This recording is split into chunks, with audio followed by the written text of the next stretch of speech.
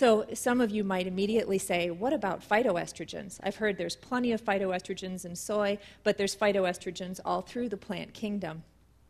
Dr. Barnard talks about phytoestrogens like jet planes. Imagine you have a jetway and you pull up a big jumbo jet and park it in that jetway. Your jumbo jet has 300 people, there's barking dogs, there's luggage, it's a big disaster. Or you have a jetway, your estrogen receptor, and you park a little phytoestrogen in there. It's a little private jet. There might be 1 or 2 people, there's not much luggage, nothing much is going on. But there's jumbo jets looking for a place to park that eventually get attached to a fiber molecule and get flushed out of the system. So those phytoestrogens in plant products are very protective for you. Fiber is terrific for you, and I think if Americans could just take the focus off protein and put the focus on fiber, we'd solve all of our problems. 40 grams a day is a great start. The U.S. government recommends 25 to 35 grams if you're of ordinary weight or you want to lose weight. And you have folks, have you guys ever gone online and looked at the calorie restriction societies? They're these people who believe, from the monkey data in the 60s, that if they maintain their body weight very, very low, they'll live much, much longer, because they took monkeys to the point of near starvation and they were able to almost double their lifespan.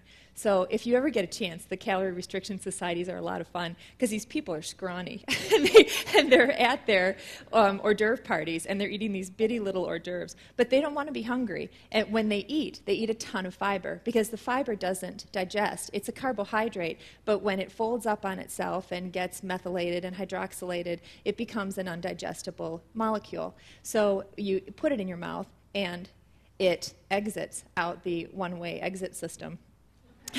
So it keeps you full. If you have 40 grams of fiber in your gut, you're full, even though you haven't necessarily eaten a lot of fat and sugar that's going to digest and absorb and get in your way in terms of maintaining your weight or maintaining your health.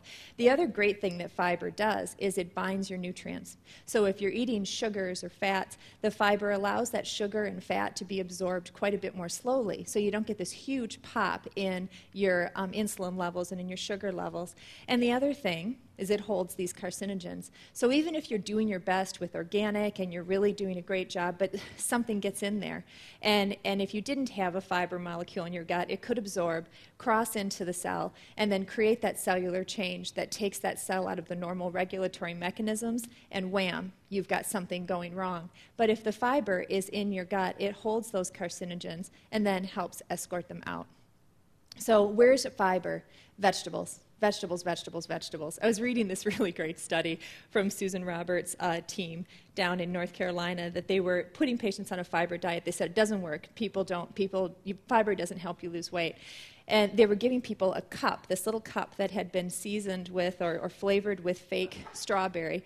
And there was a methyl cellulose product that was from a Dow Chemical plant in Kansas, and another product of wood production that was, and then they mixed it into a pudding with a bit of gelatin, and then they said they were supposed to take this twice a day. And I mean, I just wonder how many people even actually took this horrible little strawberry pudding cup after a couple of weeks.